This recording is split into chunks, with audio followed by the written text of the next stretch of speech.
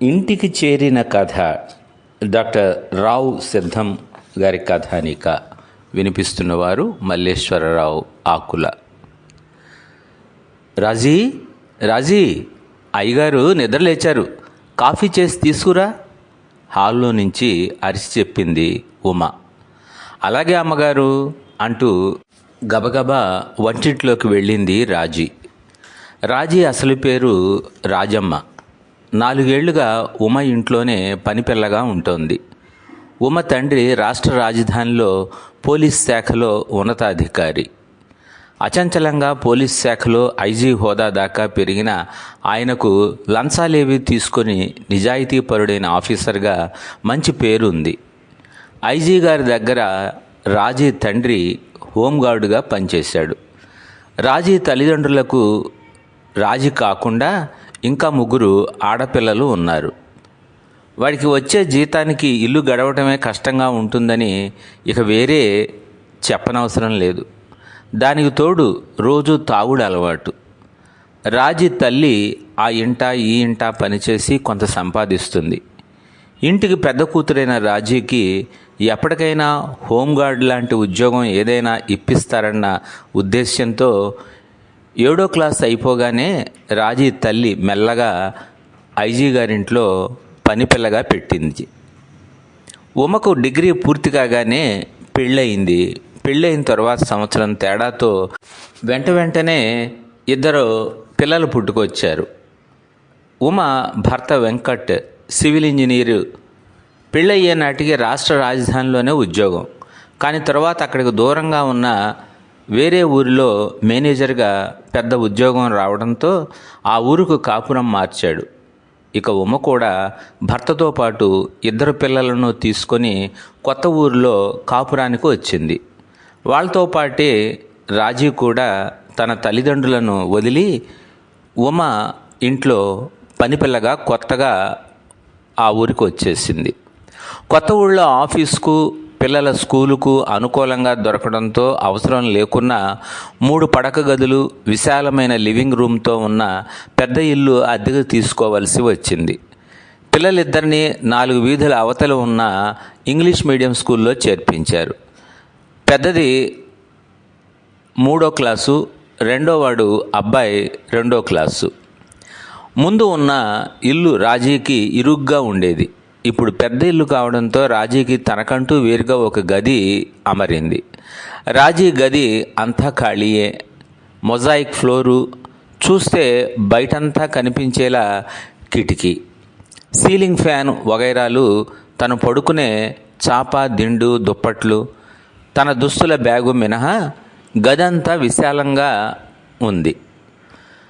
రోజు పొద్దున్నే లేచి పాల ప్యాకెట్లు ఫ్రిడ్జ్లో పెట్టి ఇంటి లోపల హాలు, వరండా, వంటగది ఊడ్చి బయటంతా శుభ్రం చేసి పేపర్ ఇంట్లోకి తీసుకువచ్చి టీపాయ్ మీద పేపర్ పెట్టి పాలు ఫ్రిడ్జ్లో పెట్టి వాటర్ హీటర్ ఆన్ చేసి పనులన్నీ ఉమ నిద్ర లేచే లోపే అయిపోయేవి. ఉమ నిద్ర లేచి పిల్లలను లేపగానే 2కి పేస్టు, బ్రష్లు అందించి వాళ్ళు గొడవ చేయకుండా పళ్ళు తోముకునే వరకు దగ్గరుండి పాలు వేడి చేసి బూస్ట్ కలిపి పాలు పాపకిచ్చి చిన్నోడికి దగ్గరుండి తాగించి ఒక్కొక్కరిగా పిల్లలిద్దరికీ స్నానం చేయించి స్కూల్ డ్రెస్ వేసి తలదువ్వి రెడీ చేసేసరికి 1.5 గంట పైన పట్టేది. ఓ పక్క పిల్లలిద్దరూ టీవీలో కార్టూన్లు చూస్తుంటే టిఫిన్లు తయారు చేయటం మొదలుపెట్టేది. ఈలోగా ఉమ వచ్చి పిల్లల హోంవర్క్ గురించిన ప్రశ్నలు, సబ్జెక్టు పుస్తకాలు ఉన్నాయో లేవో సరిచూసి సరికి రాజీ టిఫిన్లు రెడీ చేసేది. టీవీ చూస్తూనే మెల్లమెల్లగా టిఫిన్లు ముగించేసరికి స్కూల్ టైం అవనే అవుతుంది. బూట్లు వేసి పిల్లలిద్దరినీ తీసుకువెళ్ళి స్కూల్లో దిగబెట్టి వచ్చేది.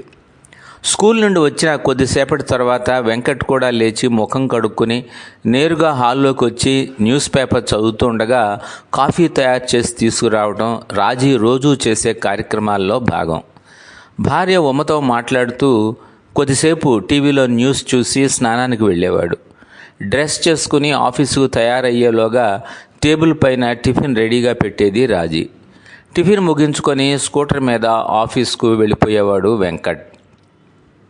అటు వెంకట్ ఆఫీస్కి వెళ్ళిన తర్వాత ఉమ కూడా స్నానం ముగించి టిఫిన్ చేసేది.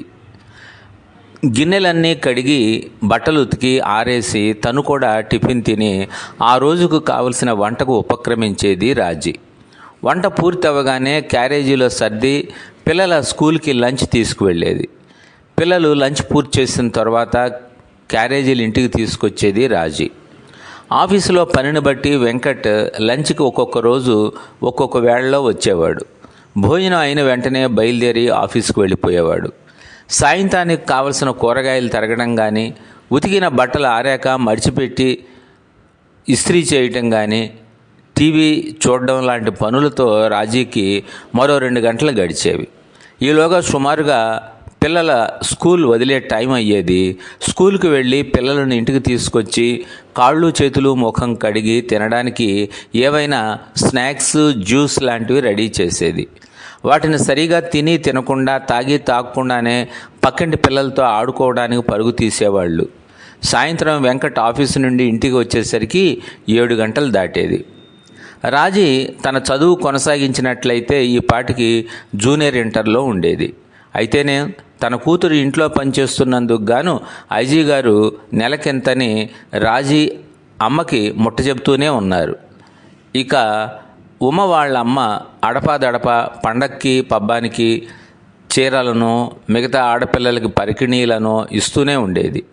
వయసు వచ్చిన పిల్ల కనుక రాజీకి కూడా ఉమ దగ్గరికి వచ్చే ముందే 3 కొత్త లంగా ఓణీలు జాకెట్లతో పాటు ఉమ ఒకసారి వేసుకొని నచ్చగా పక్కకు పెట్టినవి కొద్దిగా బిగుతైనవి దుస్తులు కూడా చాలా ఇచ్చి పంపించింది. ఇంట్లో వాళ్ళకి వేరు రాజీకి వేరు అంటూ ఏమీ లేదు, అందరికీ ఒకటే వంట. ఉమ కూడా పెట్టడంలో ఎక్కడా తక్కువ చేసేది కాదు.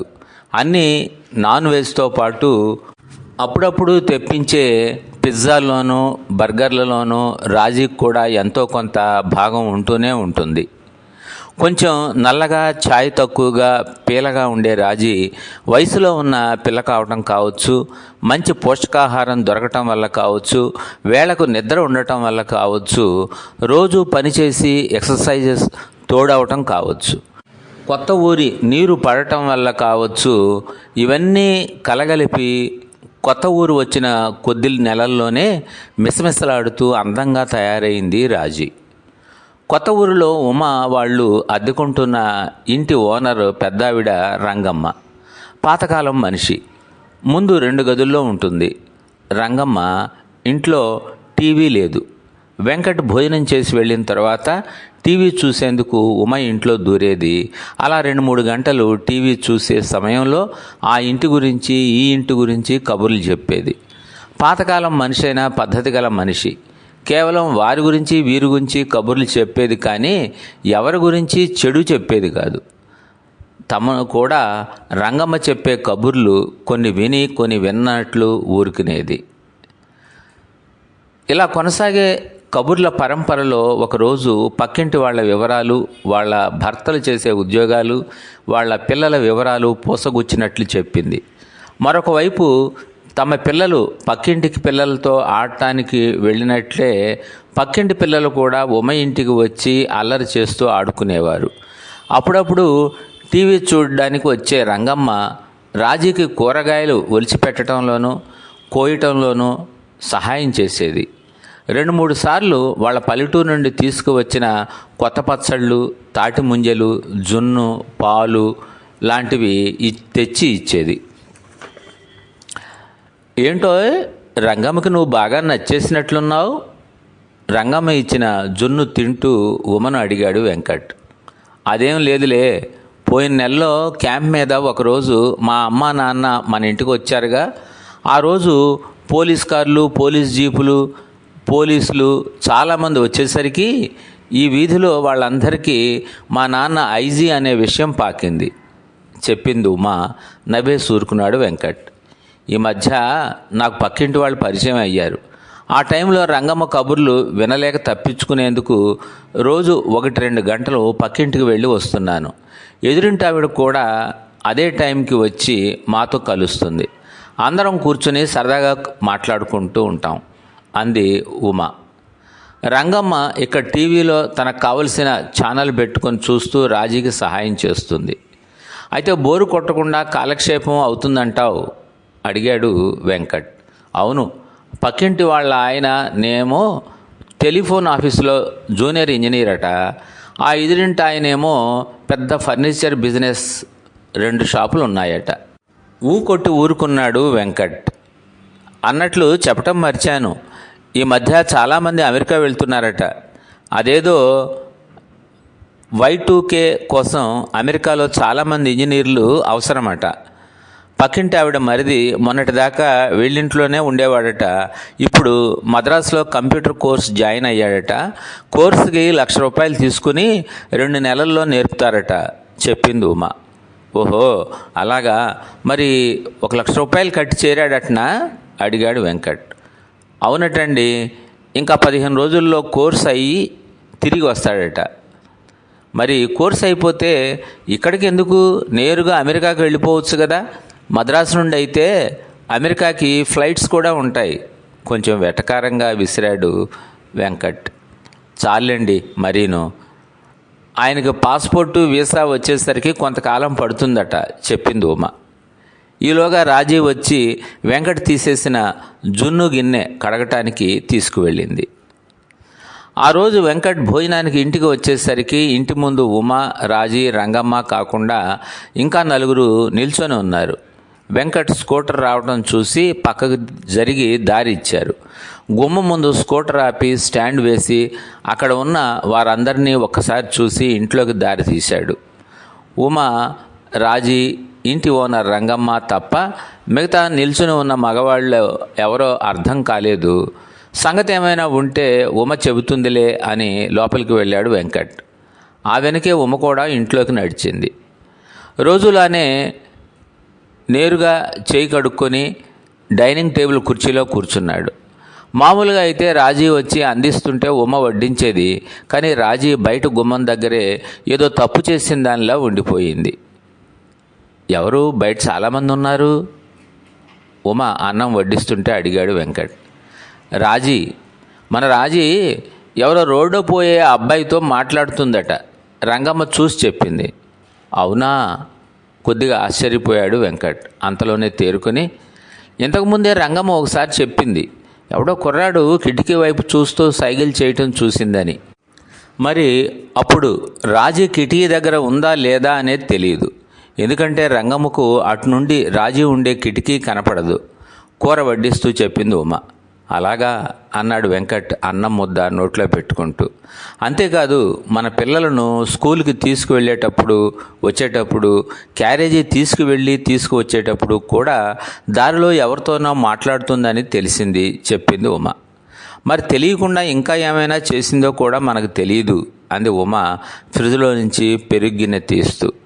అవునులే, ఇక వయసు వచ్చింది కదా, వాళ్ళల్లో త్వరగా పెళ్లి చేసేస్తారు కూడా. అనవసరంగా మనం ఆపటం దేనికి? వాళ్ళ నాన్ననో అమ్మనో రమ్మని పిలిపించి రాజీని తీసుకెళ్ళిపోమ్మను. మన దగ్గర ఉండగా ఏదైనా అయితే అదో అనవసరమైన గొడవ అవుతుంది అన్నాడు వెంకట్. కొట్టింది ఉమ. అంతేకాదు, ఉన్నవి లేనివి చెప్పి అంతా కంపు కంపు చేస్తారు. మీ నాన్నకు కూడా డిపార్ట్మెంట్లో చెడ్డ పేరు వస్తుంది పెరుగు వేసుకుంటూ అన్నాడు వెంకట్. మళ్ళీ కొట్టింది ఉమ. నాకు అర్థమైంది లేని ఆలోచన. రాజీ వెళ్ళిపోతే ఇంటి పని, వంట పని, పిల్లల్ని స్కూల్కి తీసుకెళ్ళడం, తీసుకురావటం ఇవన్నీ ఎలాగా అనేగా ఉమ మనసు పసిగట్టి అడిగేశాడు వెంకట్. అవును, మరి 2 పిల్లలతో ఇంటి పని దాని తోడు లేకుండా చేసుకోవడం కష్టమే అంది ఉమ వాష్ బేసిన్ దగ్గర చేతులు కడుక్కుంటున్న వెంకట్కి టవల్ అందిస్తూ. చూద్దాంలే, ఇక్కడే ఎవరైనా పని పిల్ల దొరుకుతుందేమో, నా ఆఫీసులో కూడా అడిగి చూస్తాను అన్నాడు వెంకట్ ఉమ అందించిన టవల్తో మూతి తుడుచుకుంటూ. ఇక ఆఫీస్కని బయటకు వెళ్ళబోతూ, ఇంతకీ అక్కడ నిల్చున్న వాళ్ళంతా ఎవరు అడిగాడు వెంకట్. వాళ్ళ ఇప్పుడే మీరు రాబోయే 5 నిమిషాల ముందే ఆ కుర్రాడు వచ్చి రోడ్డు మీద నుండి రాజీ కిటికీ వైపు సైగలు చేస్తుంటే రంగమ్మ చూసి ఆ ఎదురింటి ఆయన్ని పక్కింట్లో పోర్షన్లో ఉండే ఆయనని పిలిపించేసరికి అందరూ పోగయ్యారు. ఆ కుర్రాడిని పట్టుకుందామని వాళ్ళంతా వచ్చేలోగా వాడు మోటార్ సైకిల్ మీద పారిపోయాడు చెప్పింది ఉమ. సరే అయితే నేను ఆఫీస్కి వెళ్ళొస్తా అంటూ బయటకు నడిచాడు వెంకట్. అక్కడే ఉన్న రాజీని చూసి అమ్మగారు పిలుస్తున్నారు, లోపలికి వెళ్ళు అని చెప్పి స్కూటర్ దగ్గరికి నడిచాడు వెంకట్. అమ్మాయి మీకు చెప్పే ఉంటుందిగా బాబు, చాలా రోజుల నుంచి ఇక్కడే అటు ఇటు తిరుగుతున్నాడు వాడు. నన్ను చూస్తే మొహం అటు తిప్పేసుకొని నేను లోపలికి వెళ్ళగానే మళ్ళీ వస్తాడు అంది రంగమ్మ. అవును చెప్పింది. ఈసారి కనిపిస్తే పట్టుకోండి, ఫోన్ చేస్తే పోలీసులు వస్తారు, పట్టుకుపోయి చిరకబాదుతారు అన్నాడు వెంకట్. మీరు చెబితే ఇక తిరిగే ముందు బాబు, పోలీసులు చిటికలో పట్టేస్తారు అన్నాడు అక్కడ నిలబడిన వాళ్ళల్లో ఒకడు. నవ్వేసి స్కూటర్ స్టార్ట్ చేసుకుని వెళ్ళిపోయాడు వెంకట్. ఐజీ ఒకరోజు క్యాంప్ మీద ఈ ఊరొచ్చి 2 గంటలు వాళ్ళ అమ్మాయి ఇంటికి వచ్చినందుకు వీధంతా తెలిసిపోయిందే అనుకుంటూ ఆఫీసుకు చేరుకున్నాడు వెంకట్. ఈ విషయం జరిగిన 10 రోజుల తర్వాత రాజీ వాళ్ళ అమ్మకు సంగతంతా ఉమ అమ్మ ద్వారా తెలిసి రాజీని తీసుకెళ్లేందుకు వచ్చేసింది. రాజీకి సంబంధించిన సరంజామా అంతా సర్దించి కొంత డబ్బులు ఇచ్చి పంపించేశారు. రాజీని పంపేటప్పుడు పిల్లలు బిక్కముఖం పెట్టి ఏడ్చేశారు కూడా. ఉమకు కూడా చేసేది ఏమీ లేక రాజీని పంపించేసింది. ఇంటి ఓనర్ రంగమ్మ కుదిర్చిన పనిపిల్ల 2 రోజులుగా రాజీ నుండి రోజు పనులు ఏమేం చేయాలి, ఎలా చేయాలో తెలుసుకుంది. కొత్తగా కుదిరిన పనిపిల్ల రాజీ కంటే చాలా చిన్నది. రోజులు గడిచే కొద్దిగా దారిలో పడుతుంది. కానీ రాజీ లేని లోటు మాత్రం ఇంకా ఉమ ఫీల్ అవుతూనే ఉంది. ఉమ దాదాపు వారంలో 4-5 రోజులైనా పక్కింటి వాళ్ళతో కబుర్లాడడానికి వెళ్తూనే ఉంది. దానికి తోడు ఇంకా పక్కనున్న 2 ఏళ్ల ఆడవాళ్లు కూడా జత కలిశారు. ఒకరోజు మధ్యాహ్నం భోంచేసి ఆఫీసుకు వెళ్ళిన వెంకట్ 4 గంటల ప్రాంతంలో తిరిగి ఇంటికి వచ్చేశాడు. ఉన్నట్లుండి వెంకట్ ఆ సమయంలో ఇంటికి రావడంతో ఉమకి కూడా అర్థం కాలేదు. ఏంటి ఈ టైంలో, బాగానే ఉన్నారా అడిగింది ఉమ. అవును, కొద్దిగా అలసటగా ఉండి పడుకుందామని వచ్చేసా చెప్పాడు వెంకట్. ఉండండి, థర్మామీటర్ తీసుకొస్తాను. వేరే గదిలోకి నడిచింది ఉమ. థర్మామీటర్ చూస్తే జ్వరం ఏమీ లేదు. ఉమ మనసు కాస్త కుదుటపడింది. పిల్లలకు స్కూలు వదిలే టైం కాలేదా అడిగాడు వెంకట్. అవును, ఇప్పుడిక వచ్చే టైం అయింది. టీ ఏమైనా తాగుతారా అడిగింది ఉమ. ఉండండి, పక్కింటి వాళ్ళు వస్తే పకోడీలు చేశాను, వేడిగా ఉన్నాయి, తీసుకువస్తా అంటూ వంటగది వైపు నడవబోయింది ఉమ. ఏం వద్దులే, కొద్దిసేపు పడుకుంటాను దిండు సరిచేసుకుంటూ అన్నాడు వెంకట్. మరో 5 నిమిషాల్లోనే పిల్లలు స్కూల్ నుండి వచ్చారు. వస్తూనే డాడీ స్కూటర్ ఇంట్లో ఉండడం చూసి, డాడీ ఏమిటి ఇవాళ ఆఫీస్కి వెళ్ళలేదా మమ్మీ అడిగారు పిల్లలు. రోజు మాదిరిగానే జ్యూస్తో పాటు వేడివేడిగా ఉన్న పకోడీలు నోట్లో వేసుకుని పక్కింటికి పరుగెత్తారు పిల్లలిద్దరు. పని పిల్లకి సాయంత్రం వండాల్సిన పనులు చెప్పి బెడ్రూమ్లోకి వెళ్ళి గడియ పెట్టింది. వెంకట్ దగ్గరకు వెళ్ళి తలకి అమృతాంజనం రాయమంటారా వెంకట్ పక్కనే బెడ్ పైన కూర్చుంటూ అడిగింది ఉమ. ఉమను దగ్గరికి తీసుకున్నాడు వెంకట్. భర్తకు దగ్గరగా ఒదిగి పడుకుంది ఉమ. అమలక్కలు చాలామంది చేరారే వెంకట్ అడిగాడు. తను ఆ సమయంలో ఇంటికి వచ్చినప్పుడు కబుర్లు చెప్పుకుంటున్న పక్కింటి ఆడవాళ్ళు లేచి వెళ్ళిపోయిన వాళ్ళను ఉద్దేశించి. చాలామంది ఎవరులే, పక్కింటి ఆవిడ ఎదురింటి ఆవిడ గురించి మీకు ముందే చెప్పాను. తర్వాత ఆ 3వ ఇంట్లో ఆవిడ కూడా కలిసింది. ఆ 4వ ఆవిడ ఇదే వీధిలో ఇంకా 2 ఏళ్ల అవతల ఉంటుంది. ఆవిడ అప్పుడప్పుడు కలుస్తూ ఉంటుంది, రోజు రాదు. వాళ్ళ ఆయన రైల్వేస్లో చేస్తారట. అందరి గురించి చెప్పింది ఉమ. అలాగా అని ఊరుకున్నాడు వెంకట్. అన్నట్లు పోయినసారి మీకు పక్కింటి ఆవిడ మరిది గురించి చెప్పాను, గుర్తుందా? ఉమ మాటల్ని మధ్యలోనే తుంచేస్తూ, ఎందుకు గుర్తులేదు, మద్రాసులో కంప్యూటర్ కోర్స్ ఏదో చేస్తున్నాడనో చెప్పావు అన్నాడు వెంకట్. ఆ కోర్స్ అయిపోయి ఇప్పుడు వీసా కూడా వచ్చేసిందట. స్టాంపింగ్ కోసమని మళ్ళీ మద్రాసు నిన్ననే వెళ్ళాడట. స్టాంపింగ్ అయిన వెంటనే అమెరికా వెళ్ళిపోతాడట. ఉద్యోగం రెడీగా ఉంది, వెంటనే వచ్చేయమని అమెరికాలో ఉన్న వాళ్ళు ఆఫీస్ మేనేజర్ తొందర చేస్తున్నాడట. ఇంకా 10-15 రోజుల్లోనే అమెరికా బయలుదేరతాడట. మద్రాసులోనే ఫ్లైట్ టికెట్ కూడా కొనుక్కునే వస్తాడట. అమెరికాకు వెళ్ళటానికి కావాల్సింది డ్రెస్సులు, కోట్లు, బూట్లు, ఇంకా ఏవో లెదర్ గ్లౌజులు, లెదర్ కోట్ లాంటివి కూడా మద్రాసులోనే మంచివి దొరుకుతాయంట. అక్కడే ఉండి అన్నీ కొనుక్కుని వస్తాడట. గుక్క తిప్పుకోకుండా అన్నీ వెంటనే చెప్పింది ఉమ. ఓహో, త్వరలో అమెరికా వెళ్తున్నాడన్నమాట అడిగాడు వెంకట్. ఆ రోజు తను వెటకారం ఆడింది ఈరోజు నిజమయ్యిందే అనుకుంటూ. అవునండి, నేను చెప్పానే, ఇదే వీధిలో ఉంటున్న ఆవిడని మీరిప్పుడే చూశారు కూడాను. వాళ్ళ అన్న కొడుకు కూడా అమెరికా వెళ్ళి 4 నెలలు అయిందట. అదేదో శాఫ్ అంటారట. వెంటనే అమెరికాలో ఉద్యోగాలు ఇస్తున్నారట. ఇట్టే 2 నెలలు కోర్సు చేస్తే అలా ఉద్యోగాలు వచ్చేస్తున్నాయట. మీలాగా కొన్నాళ్ళు ఉద్యోగం చేసేసేవాళ్ళు తొందరగా ఆ శాప్ నేర్చుకోవచ్చట ఉత్సాహంగా చెప్పింది ఉమ. వాళ్ళంతా ఏమి చదివారేమిటి అడిగాడు వెంకట్. సరిగ్గా ఇదే ప్రశ్న కోసం ఎదురు చూస్తూ ఉంది ఉమ ఇంతసేపు. మీలాగే ఇంజనీరింగ్ అట. ఇంజనీరింగ్ చేసిన వాళ్లే ఎక్కువ మంది వెళ్తున్నారట చెప్పింది ఉమ. అలాగా అని ఊరుకున్నాడు.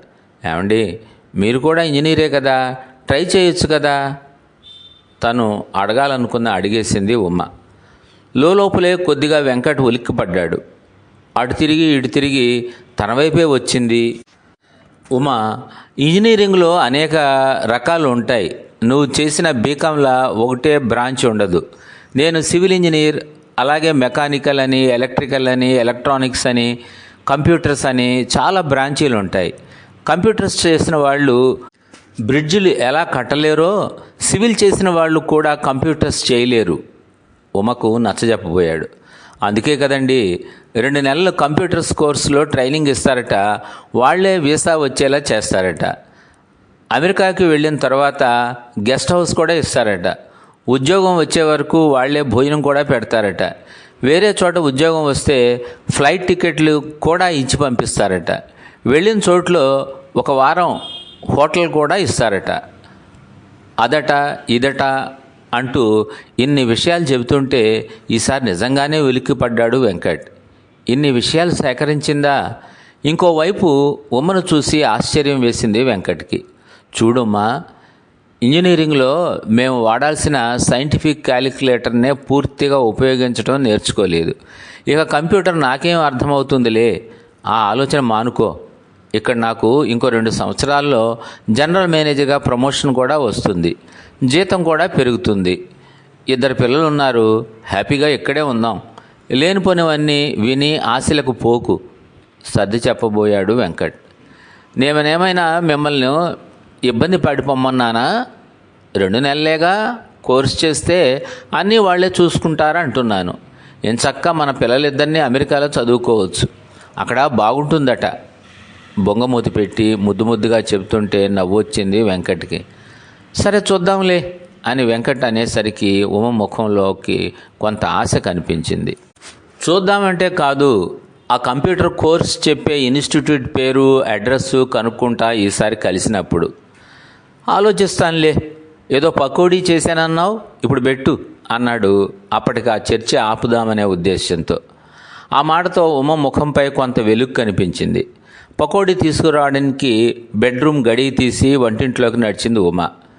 పదే ఉమ చెప్పటం వలన కావచ్చు, అత్తామామ గారుల నుండి ఉమ చేయించిన రికమెండేషన్ కావచ్చు, ఆఫీస్ తోటి ఉద్యోగులకు తెలిసిన వాళ్ళు ఒకరిద్దరూ కూడా అమెరికా వెళ్ళినట్టు చెప్పిన విషయాలే కావచ్చు, ఇంకా వెంకట్ ఫ్రెండ్స్లో కొంతమంది కూడా చెప్పిన మాటల వల్ల కావచ్చు, ఏదైతేనే మొత్తం మీద ఇది జరిగిన సంవత్సరం తర్వాత ఆ మద్రాసులో చెప్పిన 2 నెలల కంప్యూటర్ ట్రైనింగ్ ఏదో పూర్తి చేసి ఎటకేలకు ఉమ కోరిక నెరవేరే వెంకట్ ఫ్యామిలీ అంతా అమెరికాకు చేరారు. వెంకట్కి అప్పటి నుండి అమెరికా కష్టాలు మొదలయ్యాయి. అమెరికా వచ్చిన సంవత్సరం వరకు ఉద్యోగం రాలేదు. ఆ కంప్యూటర్ ఇన్స్టిట్యూట్లో నేర్పించినవి ముక్కున పట్టుకుని వచ్చినవి సహకరించలేదు. ఈలోగా ఏవో కొత్త కోర్సులు వచ్చాయి. అమెరికాలో అవి చెప్పే నాథుడే లేడు. చిన్నప్పుడు ఇంగ్లీష్ మీడియంలో చదివినా అమెరికా ఇంగ్లీష్తో ఇబ్బందే. వాళ్ళు మాట్లాడేది అర్థం కాదు. వెంకట్ మాట్లాడేది వాళ్ళకు అర్థం కాదు. ప్రతిదీ 1-2 సార్లు వాళ్ళు చెప్పవలసి వచ్చేది. అలానే 1-2 సార్లు వాళ్లకు చెప్పవలసి వచ్చేది. అమెరికాలో ఇంగ్లీష్కి, ఇండియాలో నేర్చుకున్న బ్రిటిష్ ఇంగ్లీష్కి కూడా చాలా తేడా ఉంది. ఒక్కసారిగా ఇండియా నుండి అమెరికా రాగానే ఒక కల్చరల్ షాక్ గురయ్యాడు వెంకట్. అందున తను ఊహించినది ఏదీ ఇక్కడ కనిపించలేదు. తను చిన్నప్పటి నుండి అలవర్చుకున్న విద్యలేవి ఇక్కడ పనికి రాలేదు. ఏదో 2 నెలలు ముక్కున పట్టుకుని దిక్కుమాలిన కంప్యూటర్ కోర్సుతో ఇక్కడ జీవనం సాగించాలా? లేటు 30 సంవత్సరాల వయసులో ఈ మార్పు ఏంటి? పెళ్ళైన 11 సంవత్సరాల తరువాత మళ్ళీ చదివేంటి? హాయిగా దర్జాగా ఏసీ రూమ్లో మేనేజర్ ఉద్యోగం వదిలి 2 పెద్ద బ్యాగులతో ఆ ఊరు ఈ ఊరు ఉద్యోగం కోసం పరిగెట్టడం ఏంటి? అది పట్టుమని సంవత్సరమో 2 సంవత్సరాలు కాకుండా 3 నెలలు 6 నెలల ఉద్యోగాలేంటి? దానికి తోడు చేరిన మొదటి ఉద్యోగంలో 1 వారం, 3 నెలల తర్వాత వచ్చిన రెండో ఉద్యోగంలో 3 వారాల్లో ఫైర్ అయి వెనక్కి తిరిగి రావడం ఏంటి? ఈ అయోమయం ఏమిటో వెంకట్కి తీవ్రమైన డిప్రెషన్కు గురి చేశాయి. తాను అమెరికా వచ్చిన 9 నెలల తర్వాత ఫ్యామిలీని తెచ్చుకున్నా కింద మీద పడుతూనే ఉన్నాడు. ఇంతటి కష్టాల్లోనూ అభివృద్ధి చెందిన దేశం కాబట్టి హాయిని కలిగించేవి కూడా చాలా కనిపించాయి. మంచి గాలి, స్వచ్ఛమైన నీళ్లు, వాతావరణం, అమెరికా పద్ధతులు, పిల్లలు చదువుతున్న స్కూల్ బాగుండటం, పైగా పిల్లలకు స్కూల్ నచ్చడం, దగ్గులు, జలుబులు, జ్వరాలు లాంటివి రాకపోవడం, ఈగలు, దోమలు, బల్లులు, నల్లులు వంటివి కనిపించకపోవటం వెంకట్కి అమెరికాలో నచ్చిన కొన్ని అంశాలు. తనలానే ఇండియా నుండి అమెరికా వచ్చిన తోటి కన్సల్టెంట్లు, ముఖ్యంగా అమెరికాలో పరిచయమైన తెలుగు వాళ్ళు ఇచ్చే ప్రోత్సాహంతో ధైర్యం కూడగట్టుకొని మెల్లగా అమెరికా జీవితం నెట్టుకొస్తున్నాడు. 4 నెలలు 6 నెలలు ఉద్యోగాలతో ఉద్యోగానికి మధ్యలో మరో 2 నెలల్లో 3 నెలల్లో బెంచ్లో ఉంటూ సతమతమవుతూనే ఉంది వెంకట్ జీవితం. అమెరికా వచ్చి 7 ఏళ్ళు గడిచిపోయినా ఉద్యోగాల్లో నిలదొక్కుకోవటం కష్టమైపోతుంది వెంకట్కి. కానీ రోజుకి మారుతున్న టెక్నాలజీని అందుకోవటంలో ఎప్పటికప్పుడు విఫలమవుతూనే ఉన్నాడు వెంకట్. అయితే అప్పటి వరకు పిల్లలకు అయిన ఖర్చులు పెద్దగా ఏమీ లేవు. కానీ ఇక 2-3 ఏళ్లలో అమ్మాయి కాలేజీలో చేరే టైం వచ్చింది. వెంకట్ చేసే చిన్న ఉద్యోగాలతో వచ్చే జీతంతో ఇప్పుడు కాలేజీ ఫీజులు కట్టేందుకు సరిపోదు. అదీ కాక ఆ పై 3-4 సంవత్సరాల్లో చిన్నవాడు కూడా కాలేజీకి వస్తాడు. 5 సంవత్సరాల కిందట నమోదు చేసిన గ్రీన్ కార్డ్ ఇంకా రాలేదు. ఎప్పుడు వస్తుందో కనీసం ఆచూకీ లేదు. అటు గ్రీన్ కార్డ్ సిటిజన్స్ అయిన వారి కంటే H-1B వీసాల్లో ఉన్నవారు పిల్లల కాలేజీ ఫీజులు ఎక్కువ కట్టాలి. దాంతో ఇక ఇండియాలో తమకున్న ఆస్తులు కొద్దో అమెరికాకు చేరవేసుకుంటూ పిల్లలను చదివిస్తున్నాడు వెంకట్. ఇన్ని చేస్తున్న అమెరికా కష్టాలు వెంకట్ వెన్నంటే ఉన్నాయి. ఆ సంవత్సరం అమెరికా ఆర్థిక మాంద్యంకు గురైంది. 1 సంవత్సరం పైగా ఎంత ప్రయత్నించినా ఉద్యోగం లేక చాలా బాధపడ్డాడు. ఎన్ని దరఖాస్తులు పంపినా ఒక్కదానికి ఇంటర్వ్యూ రాలేదు. ఇల్లు గడవటం కష్టం అయ్యింది. ఇండియా నుండి ఎంతో కొంత వస్తూనే ఉంది. మారకం రేట్లతో పోలిస్తే నెలకు లక్షల రూపాయలు అయిపోతున్నాయి. ఉమకి కూడా ఏం చెయ్యాలో పాలుపోవటం లేదు. తనకున్న బీకాం ఎప్పుడో మర్చిపోయింది. అయినా ఆ అర్హతతో అమెరికాలో ఏ ఉద్యోగం వస్తుందో తెలియదు. చదివే రోజుల్లో తర్వాత మళ్ళీ ఎప్పుడూ ఇంగ్లీష్ మాట్లాడే అవకాశం కానీ అవసరం కానీ రాలేదు. అమెరికా వచ్చినప్పటి నుండి కొద్దిగా మెరుగుపడినా ఎక్కడో షాపుల్లోనూ రెస్టారెంట్లోనూ అక్కడక్కడ మినహా మాట్లాడింది లేదు. ఇక ఆఫీసులో ఉద్యోగం చేసిన అనుభవం ఇండియాలో కూడా లేదు.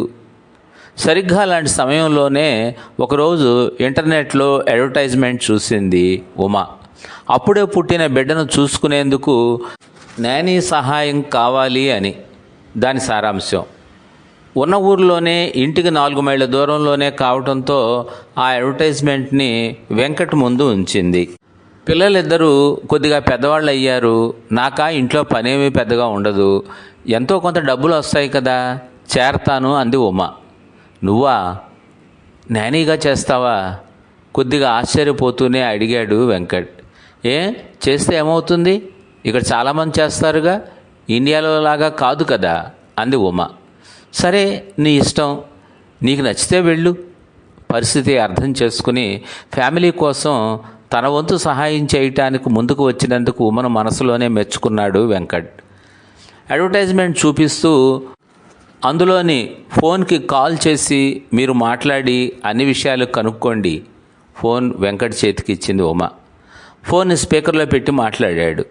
అటువైపు ఫోన్ ఎత్తగానే, హలో, నా పేరు వెంకట్, మీరిచ్చిన ఆన్లైన్ అడ్వర్టైజ్మెంట్ చూసి కాల్ చేస్తున్నాను. ఓ అవునా అండి, నా పేరు శ్రీనివాస్, మేము నానీ కోసం చూస్తున్నాం, తెలుగు వాళ్ళైతే బాగుంటుందనే చూస్తున్నాం. మా ఆవిడకి అంతగా ఇంగ్లీష్ రాదు. అవతల నుండి అడ్వర్టైజ్మెంట్ ఇచ్చిన వారు మాట్లాడారు. నా వైఫ్ నానీగా చేద్దామనుకుంటుంది. అడ్వర్టైజ్మెంట్లో ఇచ్చిన అడ్రస్ ఆధారంగా మా ఇల్లు మీ ఇంటికి సుమారు 3 మైళ్ళ దూరం ఉండొచ్చు చెప్పాడు వెంకట్. అలాగా, అయితే మన ఇల్లు అంత దూరం ఏమీ కాదుగా. మరి నానీగా ఏమైనా అనుభవం ఉందా? ఎప్పటి నుండి రాగలరు అడిగాడు అవతల నుండి శ్రీనివాస్. నానీగా అనుభవం అయితే లేదు, అంటే ఏమేం పనులు చేయవలసి ఉంటుంది? తను కూడా వింటుందన్న ఉద్దేశంతో ఆ ప్రశ్న అడిగాడు వెంకట్. మాకు 15 రోజుల కిందట బాబు పుట్టాడు. నేను ఆఫీస్కి వెళ్ళినప్పుడు ప్రియా ఒక్కతే ఇంట్లో ఉండాల్సి వస్తుంది. మా ఇంటి పక్క వాళ్ళంతా అమెరికన్స్. ఇక్కడ మేముంటున్న కాలనీలో కూడా మాకెవరూ తెలియదు. మాకు నానీ హెల్ప్ కావాలి చెప్పాడు శ్రీనివాస్. ప్రియా అంటే వాళ్ళ ఆవిడ పేరు కాబోలు అనుకుంది ఆమె ఉమ. ఎప్పటి నుండి రావాలి? రోజు ఎన్ని గంటలు ఉండాలి? ఏమేం పనులు చేయవలసి ఉంటుంది? ఇందాక తాను అడిగిన ప్రశ్నకు శ్రీనివాస్ నుండి సరైన సమాధానం రాకపోయేసరికి మళ్ళీ అడిగాడు వెంకట్. నేను ఆఫీస్కి వెళ్ళే టైంకి వచ్చి మళ్ళీ నేను ఆఫీస్ నుంచి ఇంటికి వచ్చే వరకు 8 గంటలు ఉండవలసి వస్తుంది. ప్రియాకి టిఫిన్స్, జ్యూసులు, కాఫీ, లంచ్ టైంకి మెడిసిన్స్, ఇంకా మా బాబుకు డైపర్లు మార్చడం, బెడ్లో క్లాత్స్ చేంజ్ చేయడం, స్లీప్ రొటీన్స్, క్లీనింగ్, రెగ్యులర్గా నానీ చేసే పనులు మాత్రమే చాలు. Laundry, trash cleaning, bathroom cleaning లాంటివి వీకెండ్స్లో నేనే చేసుకుంటాను చెప్పాడు శ్రీనివాస్. సో రోజుకు 8 గంటలు మళ్ళీ నిర్ధారించుకునేందుకు అడిగాడు వెంకట్. అవునండి, నానీకి రోజు ఇక్కడే lunch, coffee, tiffin, snacks, food అంతా ఉంటుంది. నెలకు $1500. వారానికి 5 రోజులే. శని ఆదివారాల్లోనూ సెలవు రోజుల్లోనూ నేను ఉంటాను కనుక అవసరం లేదు. వీలుంటే రేపటి నుండే జాయిన్ అవ్వచ్చు అని విపులంగా చెప్పాడు శ్రీనివాస్. కావలసిన అన్ని వివరాలు అందేసరికి ఇక మళ్ళీ మాట్లాడవలసిన ఏవేవి ఇంక లేకపోవడంతో ఓకే, ఆలోచించుకొని సాయంత్రంలోగా చెబుతాం అంటూ ఫోన్ ముగించాడు వెంకట్. ఉమ వైపు తిరిగి, ఇక నువ్వే ఆలోచించుకో, అడగాల్సినవన్నీ అడిగాం, అవన్నీ చేయాల్సి ఉంటుంది మరి అన్నాడు వెంకట్. ఆలోచించేదేముందిక, కనీసం ఇంటి అద్దెకు, కరెంటు బిల్లుకి సరిపోద్ది కదా. ఇంట్లో ఉండి మాత్రం చేసేదేముంది? అంతగా నచ్చకపోతే మానేస్తాను. నానీగా వెళ్లేందుకే సిద్ధపడింది ఉమ. 2-3 సార్లు ఆలోచించుకుని ఆ సాయంత్రానికి శ్రీనివాస్కు ఫోన్ చేసి చెప్పాడు మరుసటి రోజు పొద్దున్నే 7:30కు వస్తుందని. మొదటి రోజు వెంకట్ కారులో దించేలాగా, ఆ తర్వాత నుండి ఉమ సొంతంగా కారు డ్రైవ్ చేసుకుని వెళ్ళేలా అనుకున్నారు. అనుకున్నట్టుగానే ఉమ పొద్దున్నే లేచి తాను తయారై వెంకట్ని నిద్ర లేపింది. వెంకట్ లేచి 10 నిమిషాల్లో కారులో సిద్ధంగా ఉన్నాడు. మళ్ళీ సాయంత్రం 5 గంటలకు పికప్ చేసుకోవటానికి వస్తాను, సరేనా అడిగాడు వెంకట్ ఉమను దిగబెట్టి. అలాగే, నా దగ్గర ఫోన్ ఉంది కదా, ఏదన్నా కావాలన్నా, ఆలస్యం అయ్యేలా ఉన్నా మీకు ఫోన్ చేస్తాలే అంది ఉమ. బయట నుండి చూస్తే ఇల్లు పెద్దది, విశాలంగా ఉంది. ఆ ఏరియాలో ఇళ్ళు ఖరీదైనవే. ఉమ కారు దిగి అనుకున్నట్టుగానే తనే వెళ్ళి తలుపు దగ్గర ఉన్న బజర్ నొక్కింది. ఈలోపు వెంకట్ కారు వెనక్కి తిప్పుకున్నాడు. బజర్ నొక్కిన నిమిషంలోపే తలుపు తీశాడు ఒక వ్యక్తి. దూరంగా కారులోంచి చూస్తున్న వెంకట్కి అతనే శ్రీనివాస్ అయి ఉండొచ్చు అనుకున్నాడు. తలుపు తీసిన వ్యక్తి మీరేనా నేనే అడిగాడు. అవునండి, నా పేరు ఉమా అంటూ పరిచయం చేసుకుంది. నేనండి శ్రీనివాస్ని, రండి లోపలికి అంటూ పక్కకు జరిగి లోనికి దారి చూపించాడు. అతడే శ్రీనివాస్ అని తెలిసిన తర్వాత వెనక్కి తిరిగి అనుకున్నట్టుగానే వెంకట్ని వెళ్ళిపోవచ్చు అన్నట్లు చేయి ఊపింది. ఓ, మీ వారు కూడా వచ్చారా? లోపలికి తీసుకురాకపోయారా? వచ్చి కాఫీ అయినా తీసుకునేవారు మర్యాదపూర్వకంగా అడిగాడు శ్రీనివాస్. పర్వాలేదులేండి, మరోసారి వస్తారు, ఆయన పని ఉంది కూడాను అంది ఉమా ఇల్లంతా కలిగి చూస్తూ. మీరు వస్తున్నారని చెబితే ప్రియ ఇప్పుడే లేచి బ్రష్ చేసుకుంటోంది. ఈ పాటికి అయిపోయి ఉండొచ్చు, పిలుస్తాను, మీరు కూర్చోండి అంటూ లోపలికి నడిచాడు శ్రీనివాస్. ఎందుకండి లేపటం, నేనే వచ్చేదాన్ని కదా అంది ఉమా హాల్లో ఉన్న సోఫాలో కూర్చుంటూ. లోపల నుండి పర్వాలేదు, ఇది ప్రియ లేచే టైం, మీరు కూర్చోండి అన్నాడు శ్రీనివాస్. మళ్ళీ నిమిషం వ్యవధిలోనే లోపల నుండి తిరిగి వచ్చి అయిపోయింది, వచ్చేస్తుంది అన్నాడు శ్రీనివాస్. మీరేం చేస్తుంటారు అడిగింది ఉమా. ఐటీఏనండి, అమెజాన్లో ప్రాజెక్ట్ మేనేజర్గా చేస్తున్నాను అన్నాడు శ్రీనివాస్. ఓహో, ఎన్నాళ్ళయింది యుఎస్ వచ్చి అడిగింది ఉమా. 4 ఏళ్ళు అయింది. పెళ్ళైన 6 నెలలకే నాకు అమెరికాలో ఉద్యోగం వచ్చింది. ఇద్దరం కలిసి వచ్చేసాము.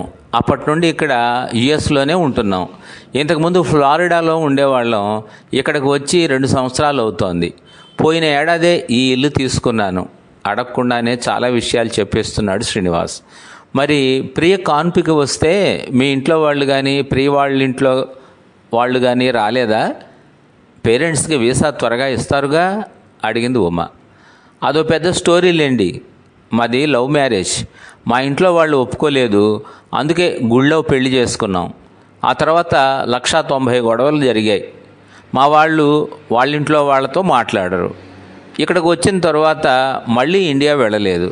ఇక మీరు రోజు వస్తూ వెళ్తూ ఇక్కడే ఉంటారుగా, కబుర్లు చెబుతూ ప్రియనే మీకు మొత్తం వివరంగా చెబుతుందిలేండి అంటూ చెప్పుకుపోతూనే ఉన్నాడు శ్రీనివాస్.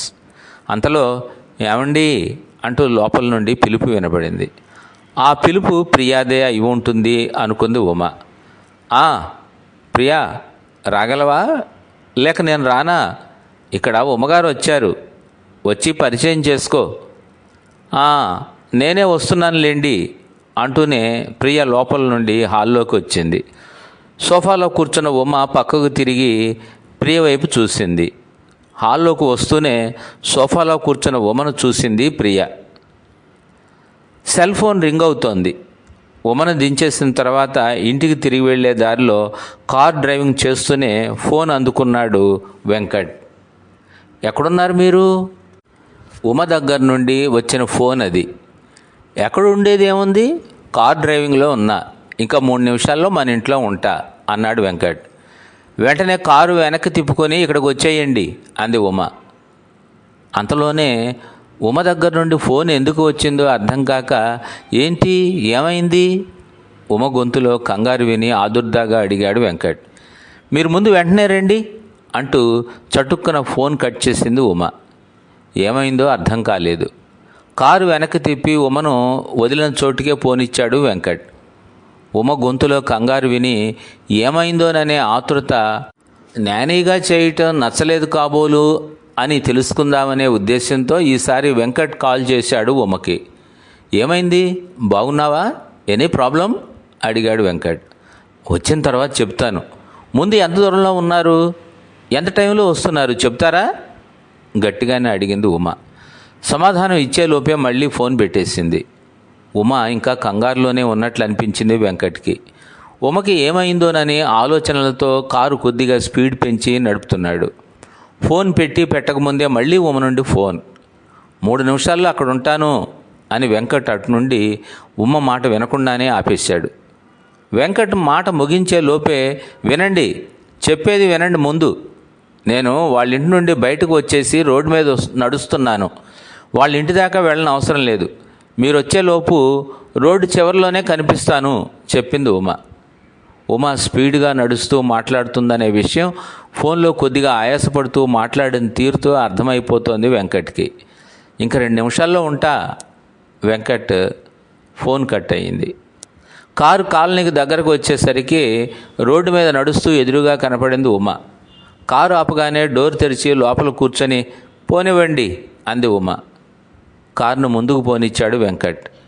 ఏంటి అక్కడ కండిషన్స్ నచ్చలేదా అడిగాడు వెంకట్. మాట్లాడలేదు. ఏంటి అలా ఉన్నావు, ఏమైంది మళ్ళీ అడిగాడు వెంకట్. ఈసారి కూడా ఉమ మాట్లాడలేదు. కారును మెల్లగా డ్రైవ్ చేస్తూ ఇంటి దారిలో పోనిస్తున్నాడు వెంకట్. చూడటానికి ఉమ క్షేమంగానే ఉంది కనుక ఇక అసలు విషయం మెల్లగా ఉమ చెబుతుందిలే అని వెంకట్ చాలాసేపు ఉమను మాట్లాడించలేదు. ఉమ కూడా చాలాసేపు మౌనంగా ఉండిపోయింది. ఆ కొద్ది నిమిషాల్లోనే ఆ ఇంట్లో ఏం జరిగి ఉండొచ్చు అని ఆలోచిస్తూ కారు నడుపుతున్నాడు. ఏం జరిగిందోననే ఉత్కంఠ. మరికొంతసేపు ఇద్దరి మధ్య నిశ్శబ్దం. ఆ రోజు సాయంత్రానికి వచ్చి పికప్ చేసుకోమని చెప్పిన ఉమ అలా ఉన్నట్టుండి 5 నిమిషాల్లోనే ఎందుకు వచ్చేసింది? కారణం ఏమై ఉంటుందో ఊహించలేకపోతున్నాడు వెంకట్. ఉమను ఎప్పుడూ అలా చూడలేదు. ఎదురుగా ఎర్ర లైట్ పడితే ట్రాఫిక్ దగ్గర కొద్దిసేపు ఆపి మళ్ళీ గ్రీన్ సిగ్నల్ పడగానే కారు ముందుకు నడిపాడు. ఇల్లు దగ్గర పడే వరకు ఇద్దరి మధ్య పూర్తి నిశ్శబ్దం. కొంతసేపటికి వెంకట్ వైపు చూసింది ఉమ. ఉమ వైపు చూశాడు వెంకట్.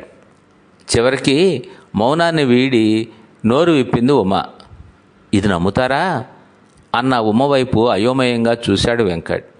ఊహకు అందని విషయాలు ఎన్నో మెదడులో తిరుగాడుతుంటే మనసులోని భావాలను అతి కష్టం మీద అణుచుకుంటూ భారంగా చెప్పింది ఉమ. ఆ శ్రీనివాస్ ముద్దుగా పిలుచుకుంటున్న తన భార్య ప్రియ ఎవరో కాదు. ప్రశ్నార్థకంగా ఉమ వైపు చూశాడు వెంకట్.